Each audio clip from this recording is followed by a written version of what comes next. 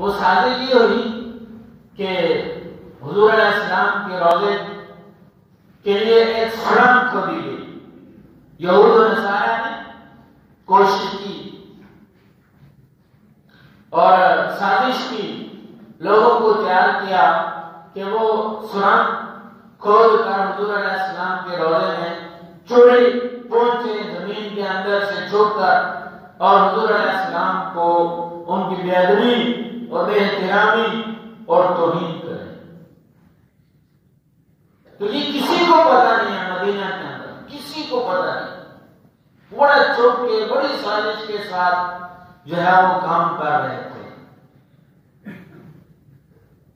اور نور الدین زنگی کو خواب آیا. نور الدین زنگی بادشاہ تھا، اس کو خواب آیا. اس کو خواب آیا کہ نور الدین آپ سوئے ہوئے ہو اور کچھ کتے مجھے ستا رہے ہیں. حضور علیہ السلام نے خواب میں آ کر یہ بتایا. انہوں نے سمجھا خواب ہے، خواب سمجھ کر جو ہے اس کو کوئی اس کو سیریس نہیں لیا. دوسری طرف پھر خواب، اسی طرح کے الفاظ، اسی طرح کی شکل، حضور علیہ السلام پھر خواب میں تشریف لائے. اور پھر بھی انہوں نے اتنا اس کو کوئی پرواہ نہیں کی، خواب سمجھا. تیسری دفعہ جب آئے تو پھر انہوں نے تیسری دفعہ جب خواب آیا تب انہوں نے کہا کہ نہیں، اس میں کوئی بات. اب نور الدین زنگی نے اپنی جو وزیر تھے، مشیر تھے، ان کو اکٹھا کیا، ان کی میٹنگ بلائی اور اس کے اندر اپنا خواب بیان کیا اور یہ سارا ماجرا بیان کیا کہ اس طرح 3 دفعہ مجھے یہ خواب آ چکا ہے. تو اس کے بعد پھر اس نے ان کو ڈھونڈنا شروع کیا.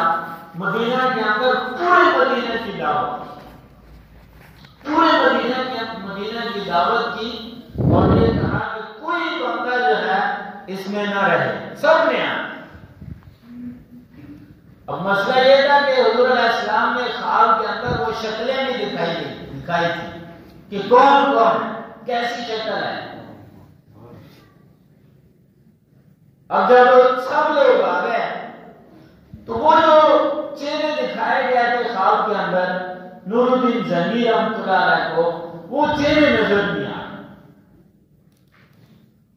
اب نور الدین زنگی نے اپنی جو انٹیلیجنس تھی اس کو متحرک کیا اور لوگوں سے پوچھا کہ سارے لوگ ہیں، سارے لوگ آگے ہیں. انہوں نے کہا کہ ایک بندے نے کہا کہ باقی سب آگے ہیں، لیکن جنت البقیع کے قریب 2-3 بزرگ مسافر ہیں، وہ وہاں پہ رہ رہے ہیں، مسافر ہیں، بزرگ ہیں، سفید ریش ہیں، وہ نہیں ہیں. تو نور الدین زنگی رحمۃ اللہ علیہ نے ان کو بلوایا. جب ان کو بلوایا تو اس وقت پتہ چلا کہ یہی وہ شکلیں ہیں جو مجھے خواب کے اندر دکھائی. اب جو ہے ان کو گرفتار کر لیا گیا، ان سے پوچھا، سارا معاملہ جب کھلا تو پھر ان سے تفتیش ہوئی اور پھر نور الدین زنگی رحمۃ اللہ علیہ نے حضور علیہ السلام کے روضے کے ارد گرد بہت نیچے تک جو ہے وہ ایک مضبوط دیوار بنوائی، چاروں سائڈوں پہ سیسا اور پتہ نہیں اس کے اندر کیا کیا جو ہے وہ بنایا اور یہ انتظام اس وقت کیا گیا. تو جو اللہ کے پیارے ہوتے ہیں، جو حضور علیہ السلام کے پیارے ہوتے ہیں، حضور علیہ